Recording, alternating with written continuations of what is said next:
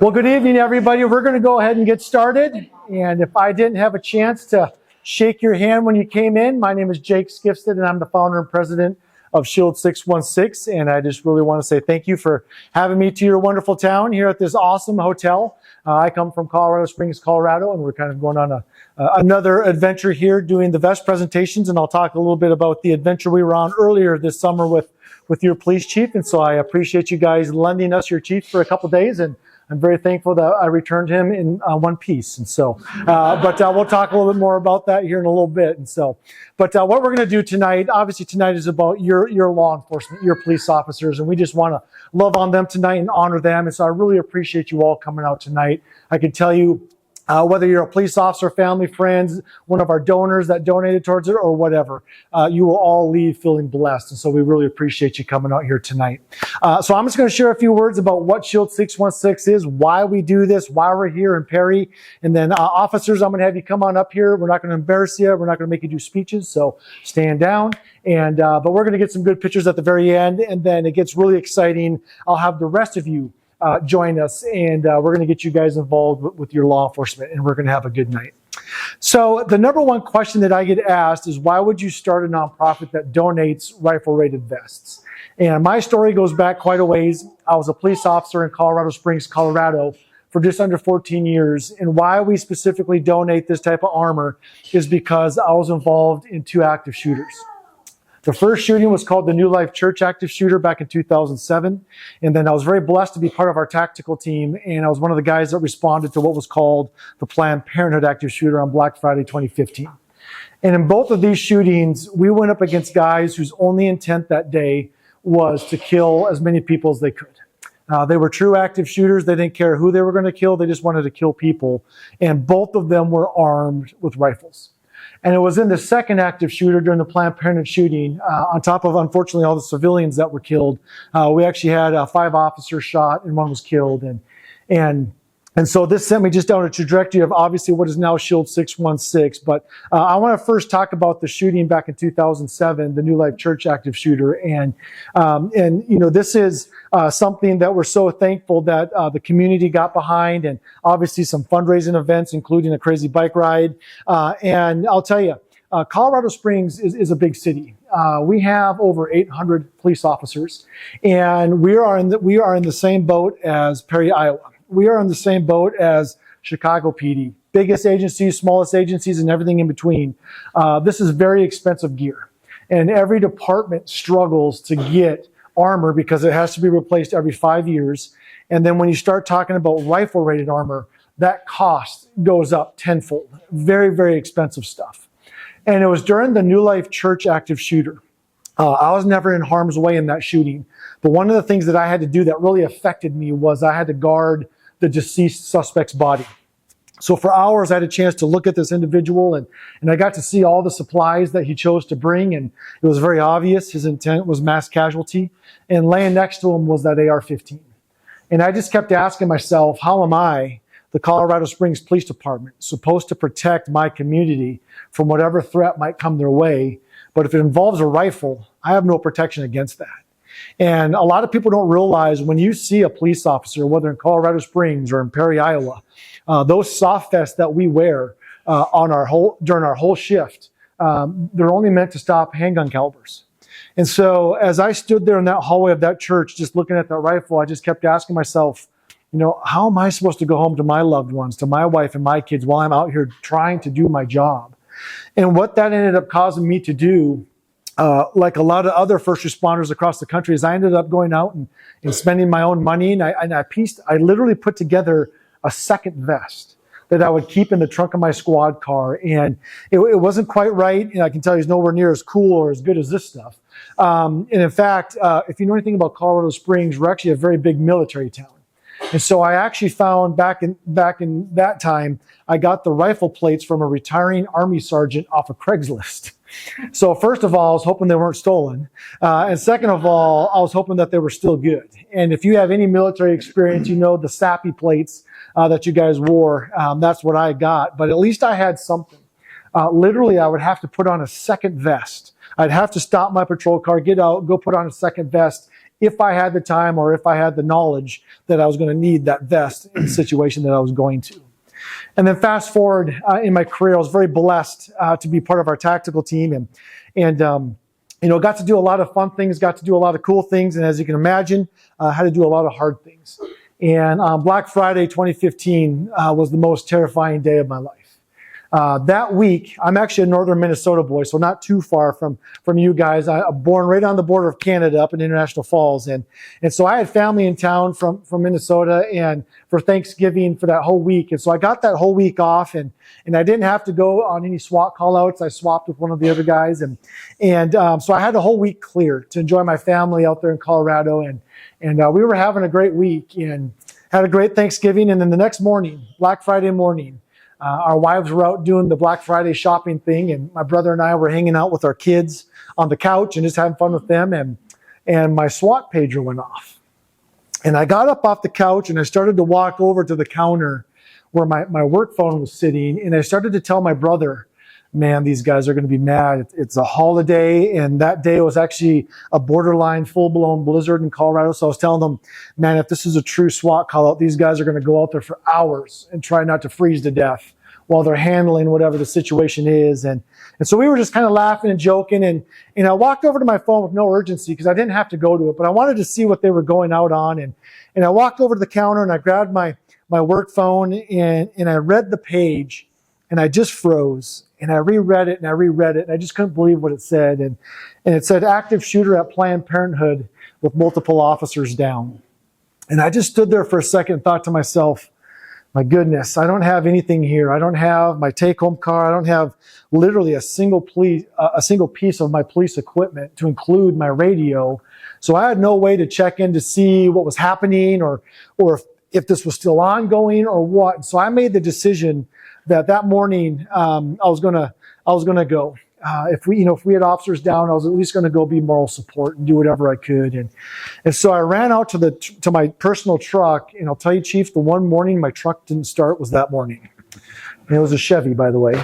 And so I hopped into my wife's Honda Pilot with car seats in the back, and I drove as fast as I could to the police department. And I'll tell you, I wanted to turn on that radio. I wanted to hear what was happening. And I got to the police department, grabbed my gear, went out to my patrol car, and I got in there and started going down. And I flipped over to the right radio frequency that this was going to be going down on, and I was just stunned.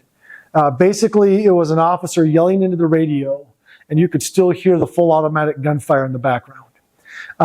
So this guy had a full automatic rifle, and I remember when I just heard that, I remember just kind of thinking to myself, my gosh, we have a guy with a full automatic rifle. It's been at least 20 minutes, and this guy is still shooting. How many casualties are we going to have? And I'll tell you, at the start, as I started going down there, listening to the on-scene patrol officers, one of the things, I was frustrated because I thought like they were waiting for the SWAT team to get there to engage this guy. And that's not the way that law enforcement trains active shooter anymore. Our law enforcement, our patrol, these men and women that drive those police cars, they're trained that when lives are being taken, you can't wait for a SWAT team to get there.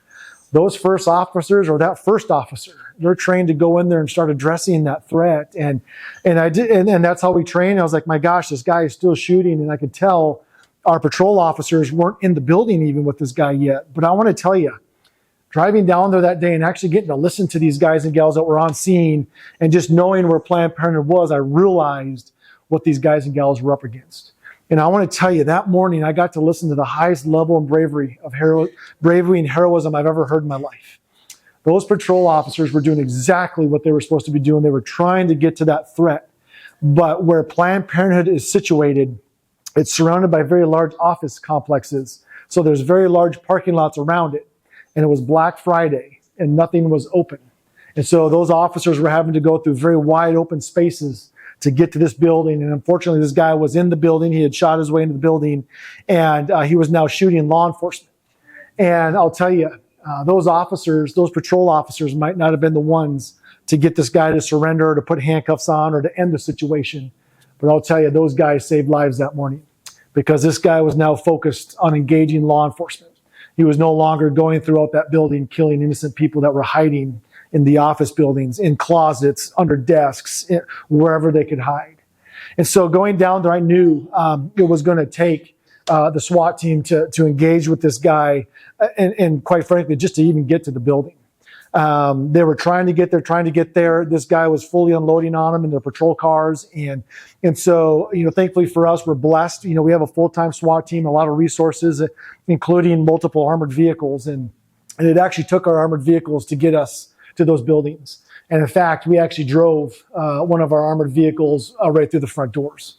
We drove into that building. And I'll tell you, when you train active shooter, at least for our training, the word gets used a lot, the word stimulus.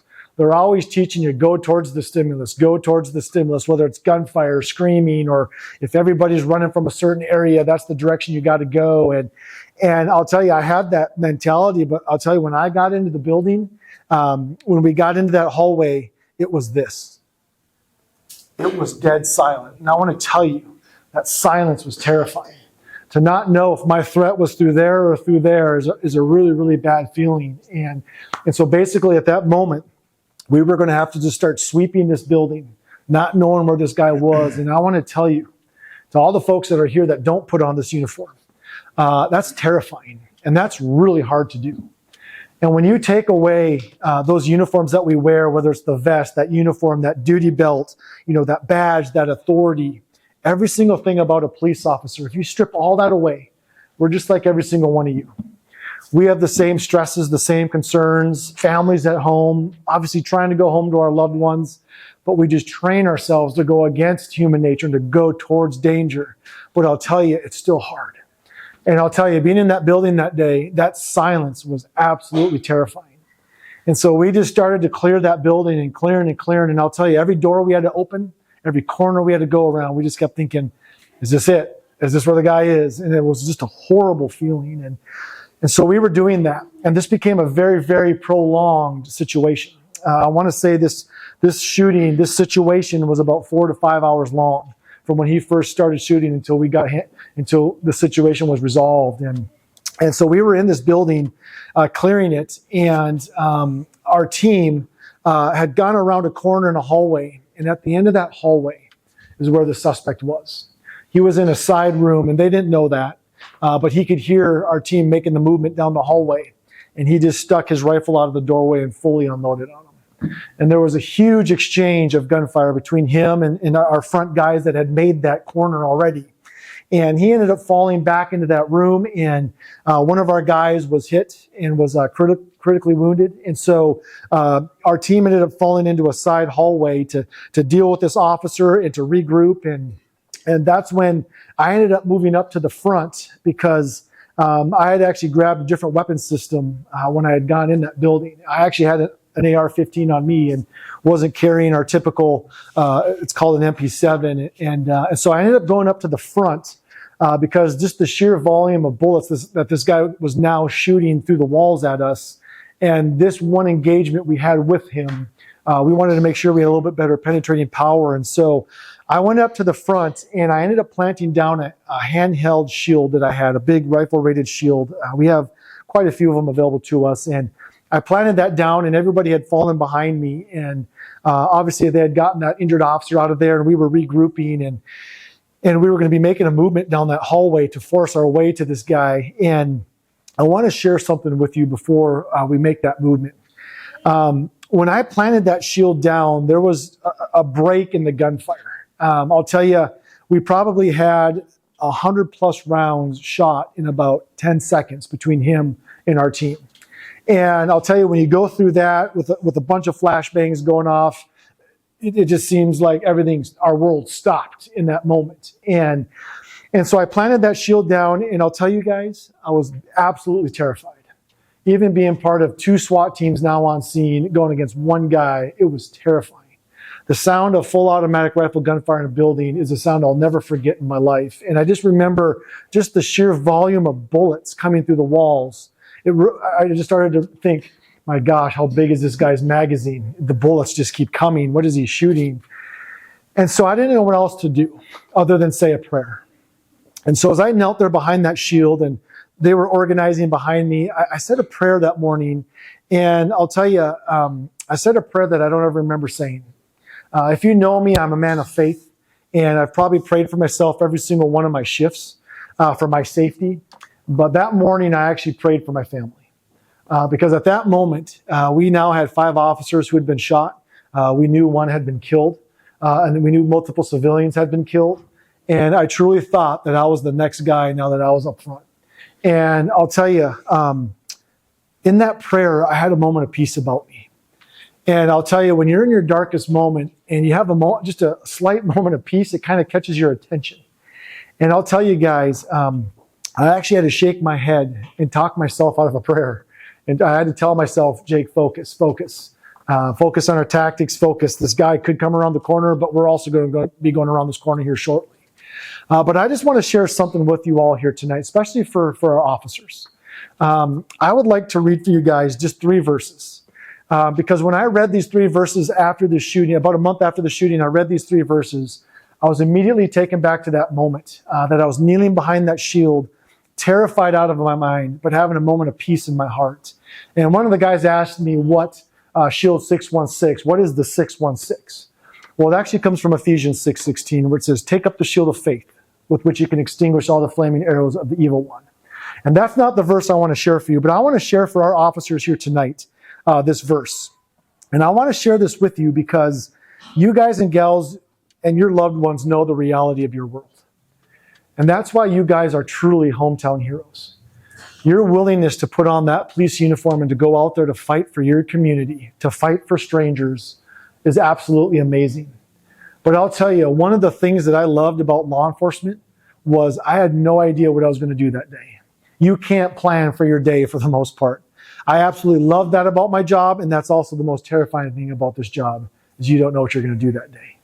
And I'll tell you, that pendulum can swing in a moment's notice. That pendulum can be over here on the right side where your community is actually kind of behaving and law enforcement's not really needed all that much, or it's an easy day, kind of far and few in between.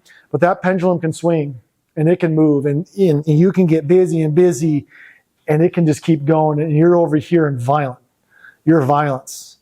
And I'll tell you, that day, it truly felt like we were at the gates of hell in this building. It was so horrible. And I tell people, one of the things that makes law enforcement so unique is we're called peace officers. And that is our ultimate goal in every situation that we deal with. But I'll tell you, sometimes you have to be the violence to achieve peace. And in that building, just the sheer volume of violence that was in there was staggering. But in that moment, having that moment of peace in one of my darkest moments of my life, it really stuck out. So I want to read for you guys Philippians 4:4-7. And officers, it says this: rejoice in the Lord always. I say it again, rejoice. Let your gentleness be evident to all. The Lord is near.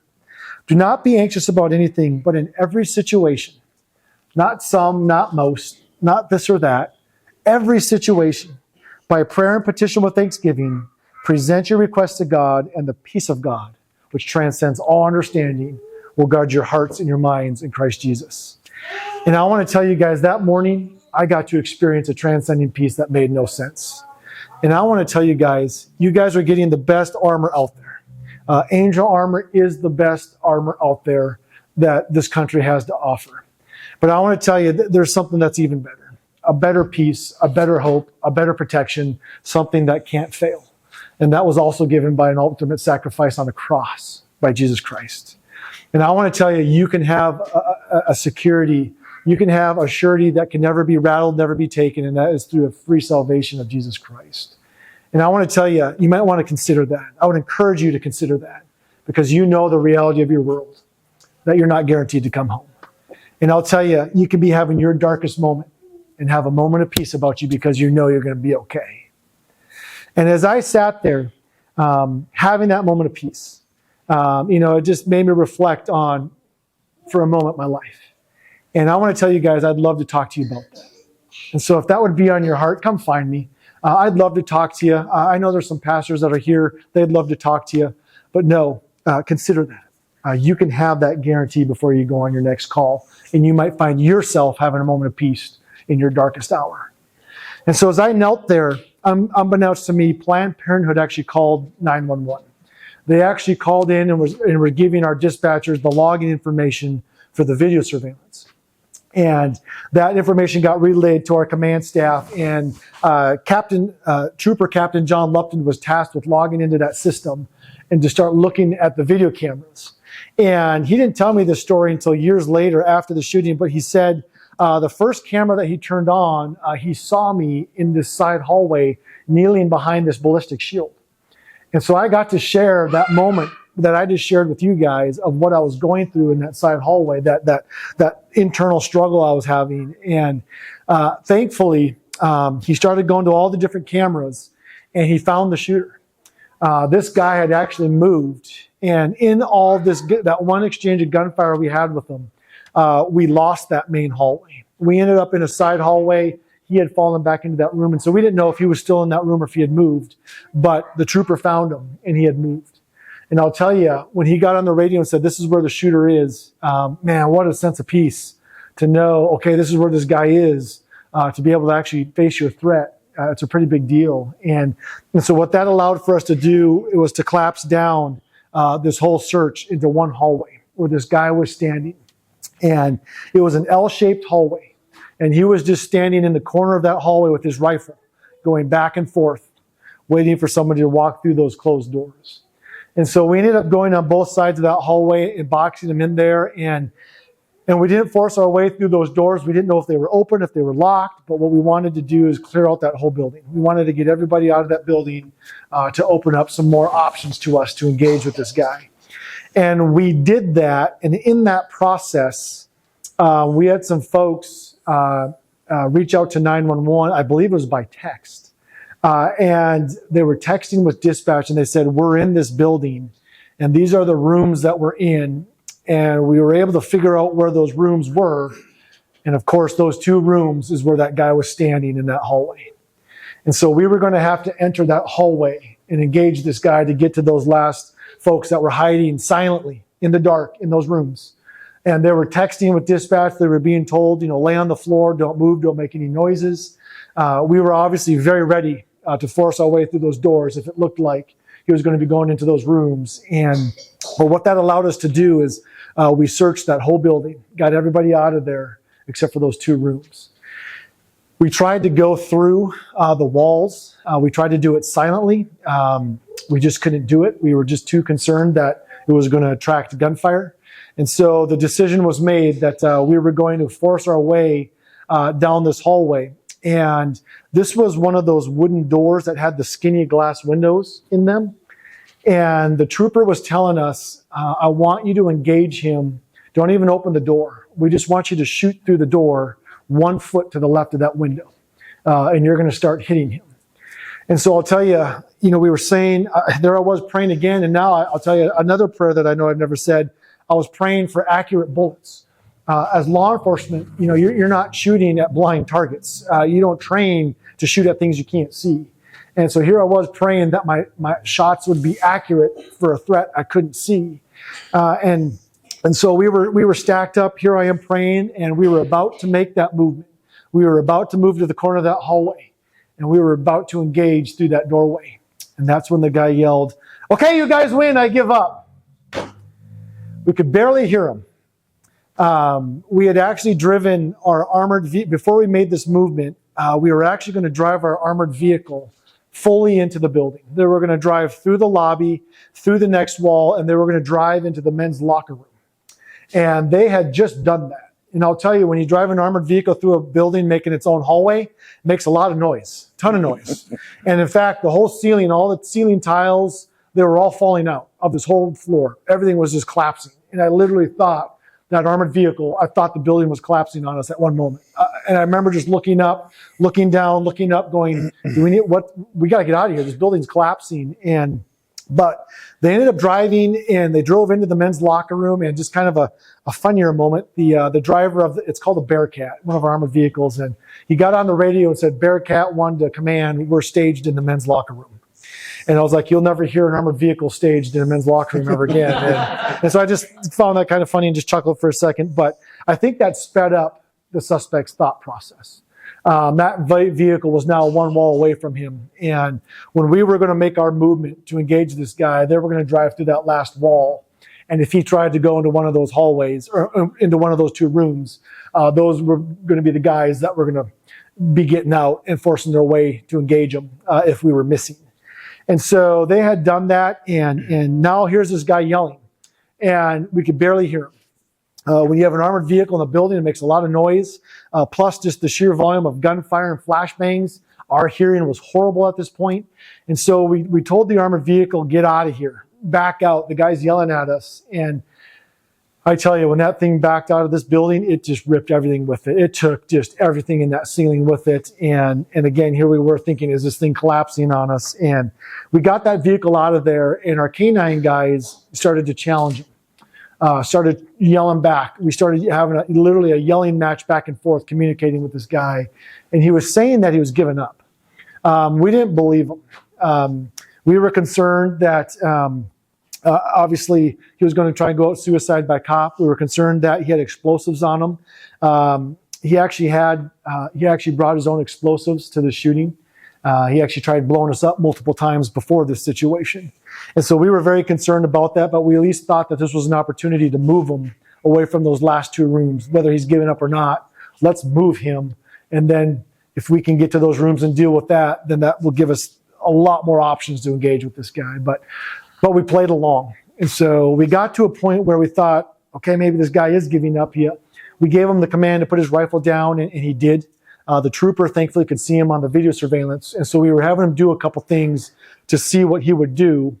And he was obeying our commands. And so we got to a point where we felt comfortable enough. We were ready for him to come back down that hallway and come to us.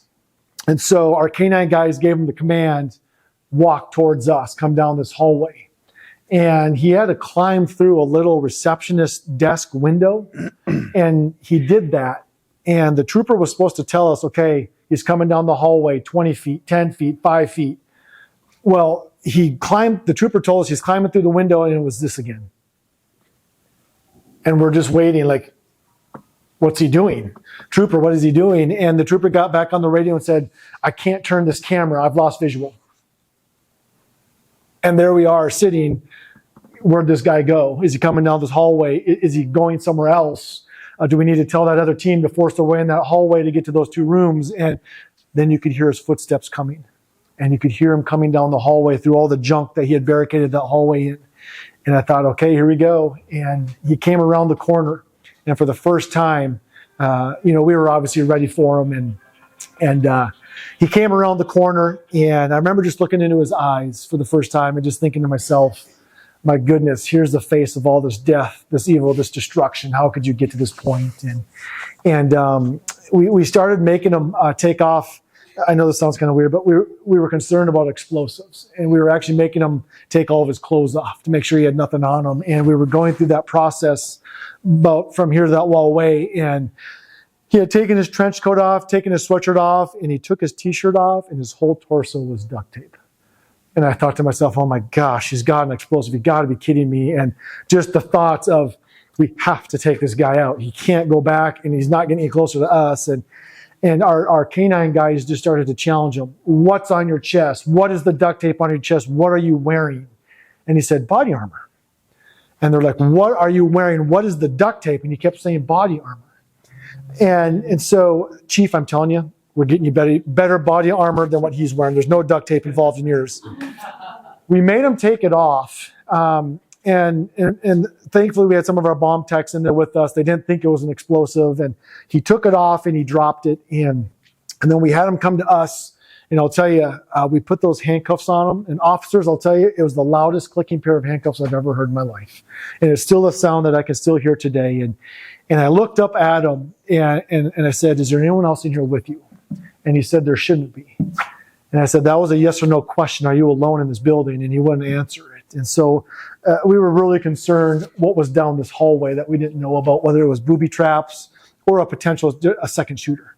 The sheer volume of bullets that this guy shot was unbelievable.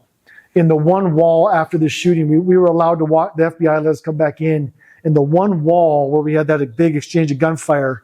I remember seeing bullet hole 1,000 something. And so that's just the amount of bullets that this guy was shooting in this building over those 4 hours. And so obviously it took us a very long time to go back down that hallway, and we had to use a lot of robots. We were concerned about that vest. We were concerned about booby traps, but we got down there, and that other team that was on the other side of the hallway, they actually were able to get in that hallway and get to that last 2 rooms and got those gals that had been laying in water for 4 hours in the pitch black, hearing all this gunfire, terrified out of their minds.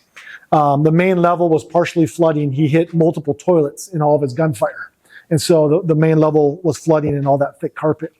But we finally got those girls out of there, and the situation was finally over with. And I'll tell you, it affects you.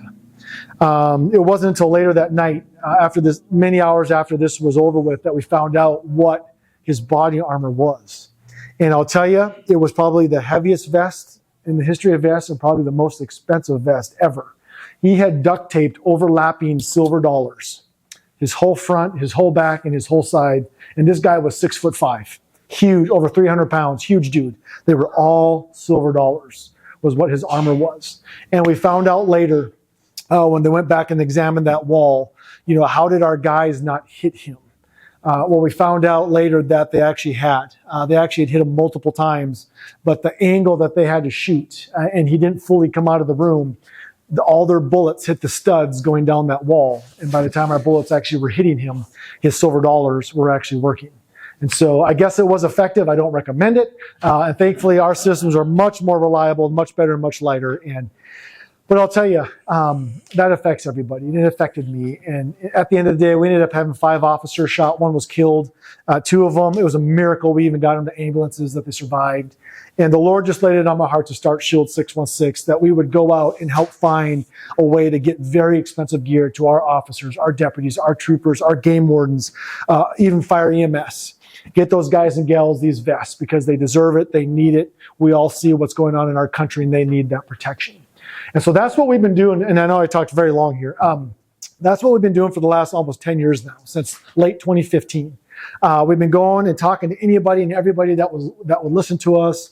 And I don't even remember when Officer Lott had reached out to me at some point, and I don't even remember how you'd heard about us, but he had said, hey, this is who we are, and we could use some help. And so we were really thankful to be able to come and help you guys get this armor and to get your community behind it. And, we still had some fundraising to do. And so when I was here, I met with the chief and the assistant chief or deputy chief, sorry, whatever you go by. And we had dinner, and I started talking about this bike ride that we do. And we do a bike ride in Colorado. We do it in Idaho. And this year, we're actually just starting one in Minnesota. And so I told them, I was like, hey, you guys should come do this bike ride. We'll continue in the fundraising effort. And thankfully I was able to twist the chief's arm just enough for him to come and to pedal with purpose. And I'll tell you, it was absolutely amazing to see these guys from literally across the country come and ride their bikes across Minnesota. And I'm glad we did it in Minnesota, so we didn't have to pretend that we're a smaller version of RAGBRAI. I didn't want to have to deal with that here. And also, Minnesota has a little bit more lakes and not quite as many cornfields. And so, but they did it. They rode across that state, and I'll tell you, it was really cool to see that, and to have, obviously, Chief there representing Perry, Iowa. It was a really, really cool thing, and so we're just so thankful to be to this point of being able to come here with these vests and this armor, and to have the greater community backing our law enforcement is a big deal. Like I said, we all see what our law enforcement's going through, and now more than ever, they need to hear from their community that they support them. And it might not necessarily be that mentality here in Perry, Iowa, but I can guarantee you, these guys and gals, they see that. They see that narrative. They hear that narrative that's out there on that national level of anti-law enforcement, defund the cop stuff, whatever you want to be. They hear that. And that does affect you. And so all of you that are here today, just by showing up, your show of support is a big deal. And they need that now more than ever. Because I'll tell you, right now we're missing 2 of the officers. They're literally out there right now on some call. It's hard to go towards danger. It's hard to fight for a community, especially when it's strangers. And they need that reminder that the community backs them, when they're out there doing that hard job. And so thank you for coming out here tonight to show that support. And so, like I said, I shared way too much. I went way too long. But what I'm going to have us do now is I'm going to have the officers come on up here, and I'm going to have you stand behind your vests. And so officers, if you don't mind, A's are down here, Z's are down there, Chief and Assistant Chief, you're kind of dead set here in the middle. What we have up here is we have a little magnet with your name on there. If you haven't walked this line or found your vest, there's a little magnet right in front of your vest. So officers, if you don't mind coming on up here with me real quick, come stand behind your vest, and to the rest of you, just hold off on pictures or clapping or whatever. Just hold off. We'll get to that here in just a second. But we want to get these guys and gals up here real quick.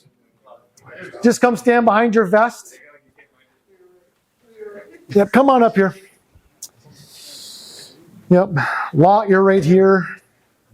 Chief Vaughn. You're down here. Martinez, Moore, Perez. If you need me to tell you your first name, I can do that if you need me to. And obviously we're missing a couple guys. They're out there right now, and so we'll make sure that they're getting them. Perfect timing. Come on in. Come on. Let's give them a round of applause for showing up. Yeah. Come on up here. What's his last name? Lever. Lever. All right. You're right here. Perfect. Come on in. Maybe the rest of the guys will walk in, but we'll give them a round of applause too if they're able to show up. So, well, before I have you guys take a picture, I'm going to get my ugly mug out of here, but I just want to share this one story as these officers are standing here. We were down in Dallas. You know, we're dealing with Dallas PD. They got thousands of police officers. And we were donating vests to them. And that lieutenant got up and he shared something with their community that's always stuck with me. And I love to reshare that story. He got up there, and we happened to be at a church that we were doing this at. And he got up there and he said, "Church, I selected these officers because they work one of the most dangerous areas in Dallas. And they don't get to experience people who appreciate the service that they're providing." And he pointed to that church congregation and he said, "Church, I need for my officers to experience your love for them this morning." And they gave them a big round of applause. And so I think it's only appropriate for Greater Perry, Iowa. Let's show your officers your love and appreciation. So would you join me? Let's give these guys and gals a big round of applause for what they do.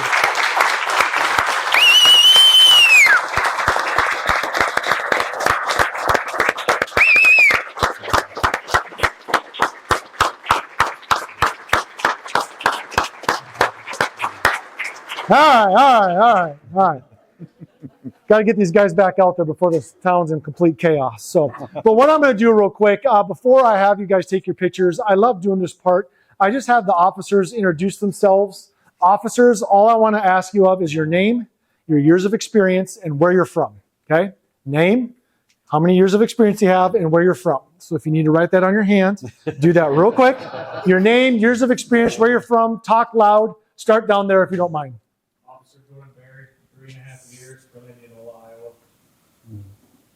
Jaden Day, 2 years, and from Humboldt, Iowa. Landon Hughes, I've been in law enforcement for about 3 years. I'm from Fresno.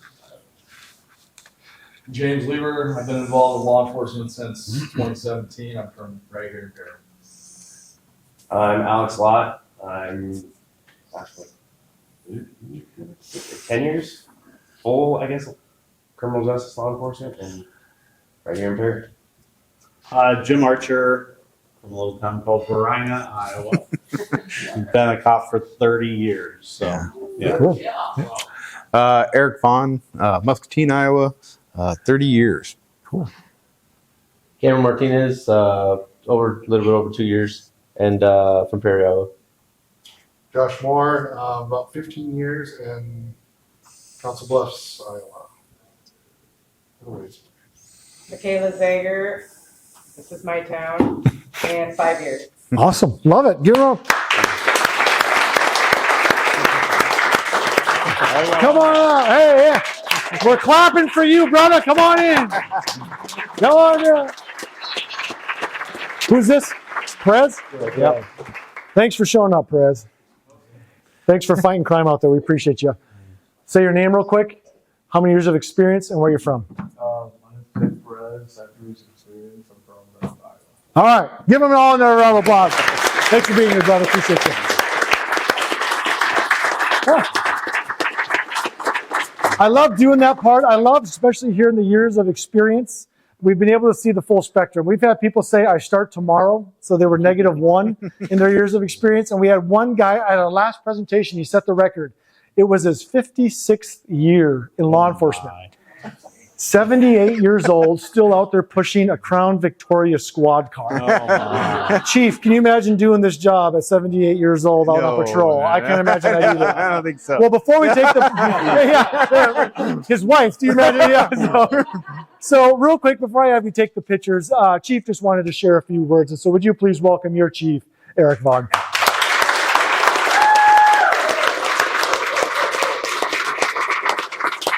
So I just want to say, first, thank you for coming out, and really thank you for everybody that supports us every day here in our community and our families, but also to those that contributed to help us support me on my bike ride, and also support us and help us get these vests that unfortunately you guys know all too well that we need and will help protect us every day as we help protect you. So just thank you to everybody here and everybody that supports us.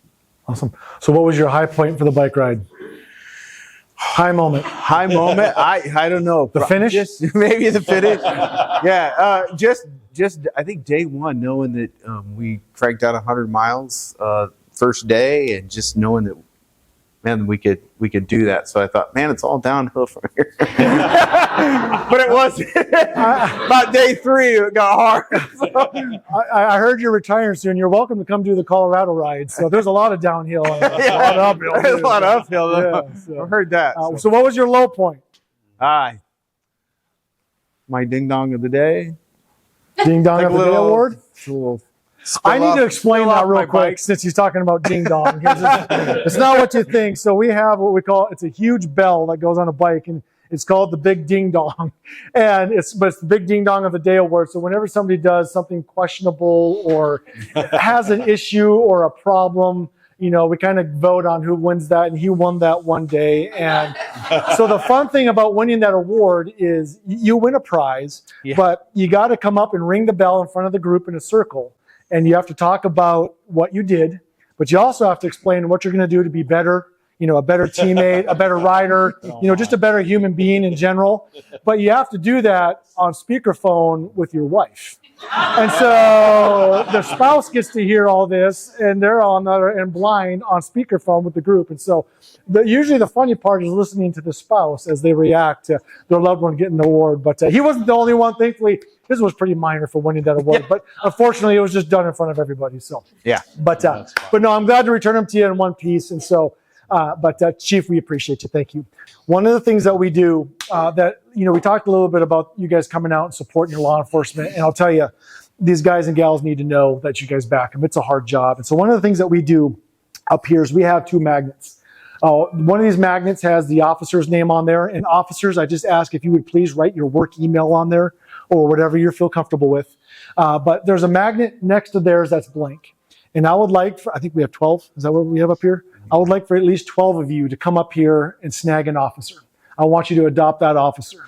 And this is on a magnet for a reason. I want you to write your name and your contact information on there, and I want you to swap it with the officer. So you take the officers, and the officer is going to take yours. And they're on a magnet for a reason. Okay, not all of us go on bike rides and get in shape, you know, but we all go to the fridge every day, okay? And that's why it's on a magnet. And so when you go to the fridge and you see that magnet on there, say a prayer for your officer, or maybe think about, hey, maybe today's the day that I need to reach out to him or her and treat him to coffee or to lunch, or hey, our business, our church, or we're doing something fun. I'll tell you, you know what? These guys like to go just do fun stuff too, okay? Just don't call 911 to invite him to something fun, okay? That won't sit well. So please, I want to make sure that all 12 of these magnets are gone. And I'll tell you this, you will be blessed getting to know your law enforcement. And officers, you will be blessed getting to know your community.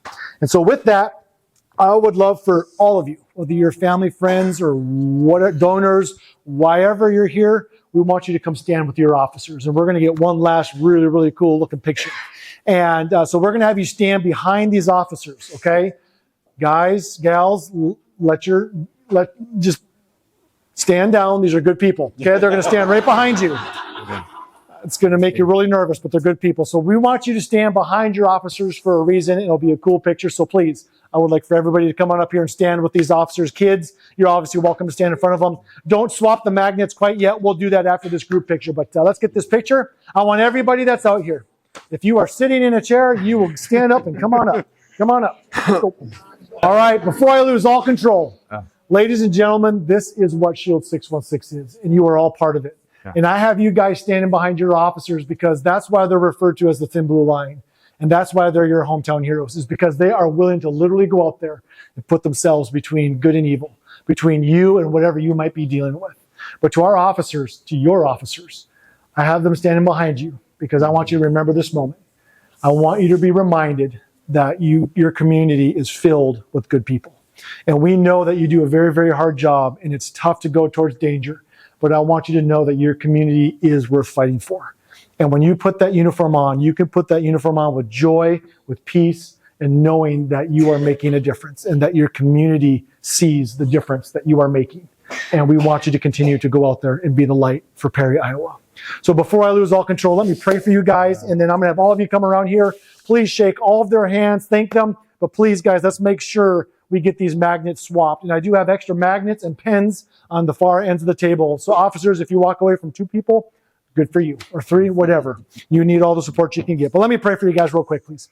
Father, we just thank you so much for this opportunity to impact the Perry Police Department. And I just ask that you would just protect them and that this gear is not needed.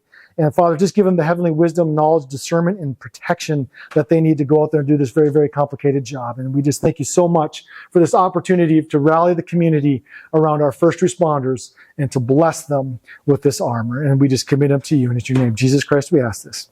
Amen. Amen. All right. Well, we appreciate you. We thank you. Yes, give these guys a round of applause. Over here, please get those magnets swapped. If you would like to see what the armor actually does, we actually have a shot ballistic plate shot with the AR-15 platform, AK-47, and 308 from 7 yards away. So you can see how effective this stuff is. And also, this gave the chief a little bit of PTSD when I whipped it out. But this is the actual bike jersey that the chief had to wear for 5 days. And so if you want to check that out, please do. We are looking at doing this ride again next year. So if you have any interest in sheer punishment for 5 straight days, let me know. We'd love to have you be on that bike ride. But we appreciate you and thank you. So please come on around, shake these guys' hands and swap those magnets. Check out their gear. So come on around, guys. Here we go. Appreciate you. Also, I just like to say thanks to Jake and Shield 616. That's why we've got this armor, for everything that he has done and his company has done. He's raised $20 million over the past little over 10 years and outfitted over 8,000 officers. So thanks to Jake. Thank you. Appreciate you. We appreciate you. Thank you. You bet. Be safe. Appreciate you. Thanks, man.